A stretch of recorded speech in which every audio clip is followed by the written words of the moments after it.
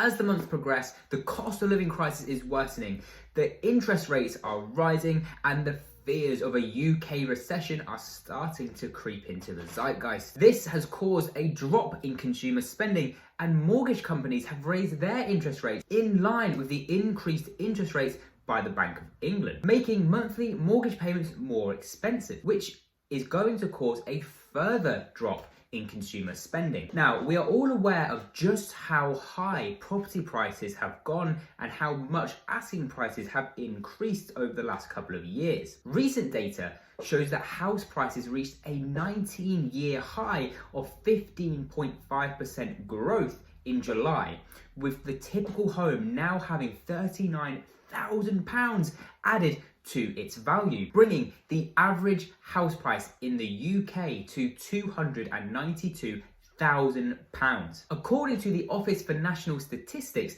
the sudden doubling of the annual rate of price growth from 7.8% in June to 15.5% in July has been because of the change in the stamp duty holiday. But according to Rightmove's house price index, prices have actually started to fall back slightly. And Halifax, the bank responsible for 15 to 20% of the UK mortgage market, have recently released their own house price index, which is highly regarded. And the results actually show that house prices increased 0.4% in August compared to July, when they fell back slightly to 0.1%. So we have a whole contradiction of data. We have one place saying that prices are going up at an exponential rate, and then we have another saying that prices are starting to cool off. Now, you may be thinking, okay, great, so house prices are just continuing to go up. And you'd be correct in thinking this. However, this data and these increases need to be looked at from a distance. Average monthly house price inflation has actually been 0.9%. So an increase of 0.4% actually suggests that the housing market is starting to cool off. And if we look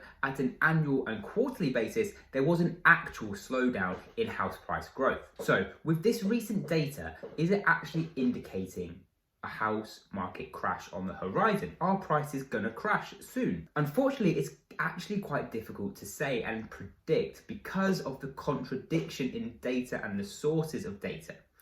So what we have to do is make an educated guess. And in order to make an educated guess, there are three key things we have to consider. Number one is the cost of living crisis. Number two is the 80% increase in the energy price cap for October.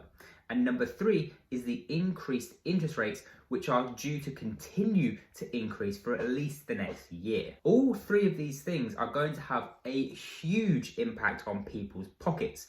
Plus, you have to take into consideration that the price to income affordability ratios are at historic highs, which means a more challenging housing market could be ahead. So, what do I think is going to happen to the property market? Well, if I'm being honest, I think we're going to see a cooling off in the property market. I think we're going to start to see people look more closely at just how much they're being asked to pay for a property, especially as we head into winter. The cost of living crisis, energy bills, and increased interest are really going to start to impact people. And paying historic highs for properties, I don't think people are going to be able to afford it, especially when you take into consideration the fact that what people could afford before at lower interest rates, they're no longer going to be able to afford, or they're going to struggle to afford. So I think a cooling off is coming. I don't think we're going to see a crash quite yet. I think what we're going to see is just a leveling off, a decrease in that constant growth that we've been seeing, and then some more reasonable asking prices in the near future. So guys, that's all from me. I hope you found this video useful. If you did, remember to hit that subscribe button and hit that like button, and I will see you in the next one.